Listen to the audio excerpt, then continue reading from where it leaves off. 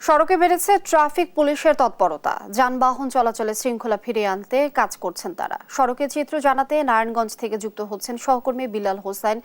বিলাল যুক্ত হচ্ছেন। বিলাল, সড়কে শৃঙ্খলা ফেরাতে পুলিশের তৎপরতা কেমন দেখছেন, কি বলছেন সাধারণ মানুষ এ বিষয়ে বিস্তারিত জানাবেন। লিনিয়ার নারায়ণগঞ্জে সড়ক এবং মহাসড়কের যে শৃঙ্খলা সেটি ফেরাতে নারায়ণগঞ্জের ট্রাফিক পুলিশ এবং হাইওয়ে পুলিশের সদস্যরা কিন্তু কাজ করে যাচ্ছেন। এই গত কয়েকদিনের তুলনায় এই সংখ্যা কিন্তু তারা অনেক বৃদ্ধি করেছেন। এই যানজট তাদের জন্য নাকাল অবস্থা হয়ে দাঁড়িয়েছে। সকাল থেকে একেবারে গভীর রাত পর্যন্ত নারায়ণগঞ্জ শহরের যে চাষারা সেই এলাকাতে কিন্তু যানজট থাকে। তো আমরা এই এলাকা থেকে এখন আপনাদেরকে একটু দেখানোর চেষ্টা করব যে এখনো কিন্তু তীব্র যানজটে মানুষ কিন্তু এই রোদে অনেকটা অস্বস্তি পরিস্থিতির মধ্যে রয়েছে।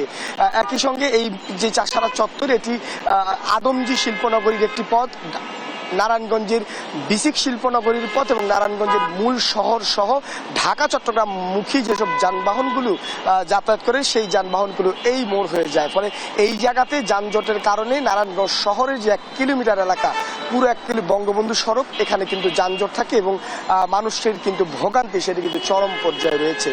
তবে ইতিমধ্যেই নারায়ণগঞ্জের পুলিশ সুপার প্রত্যুষ কুমার সাহা আমাদেরকে জানিয়েছেন যে আগে যে পরিমাণ ট্রাফিক পুলিশের সদস্য এখানে কাজ করতো সে তুলনায় এখন সেটিকে ডাবল করা হয়েছে, অর্থাৎ দ্বিগুণ করা হয়েছে, যাতে করে মানুষের ভোগান্তি কমে আসে, সড়কের শৃঙ্খলা ফিরে আসে। এবং একই সঙ্গে এই সড়কে যেসব যানবাহনগুলোর কাগজ নেই, অর্থাৎ লাইসেন্সবিহীন যানবাহন কিংবা সড়কে দুর্ঘটনার কারণ হচ্ছে সেসব যানবাহনগুলোর বিরুদ্ধেও তারা ব্যবস্থা নিচ্ছেন, এমনটাই কিন্তু আমাদেরকে ইতিমধ্যেই জানিয়েছেন। এছাড়া ঢাকা চট্টগ্রাম সিলেট এসব মহাসড়কের মধ্যে কিন্তু একেবারেই যে স্বাভাবিক গতিতে যানবাহনগুলো চলাচল করে সেই গতিতে কিন্তু এখন কিন্তু যানবাহনগুলো চলাচল করছে।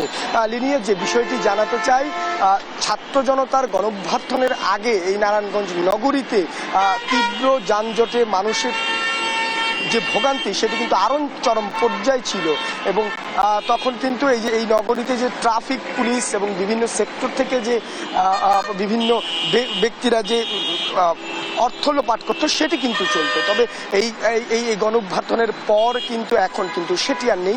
যদিও নারায়ণগঞ্জ শহরে এখন 3 চাকার যে অবৈধ যানবাহন সেটি কিন্তু অনেকটা বেড়েছে এবং এর ফলেই মূলত এই নগরীতে যানজটের যে মূল চিত্র সেটি কিন্তু আমরা দেখেছি এবং এই যাতে দ্রুত সমাধান করা যায় সেজন্য আইন শৃঙ্খলা বাহিনী এবং জেলা পুলিশের পক্ষ থেকে তারা সব ধরনের চেষ্টা করছেন, এমনটাই কিন্তু আমাদেরকে জানিয়েছেন।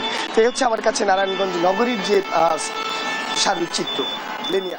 বিলাল, আপনাকে ধন্যবাদ।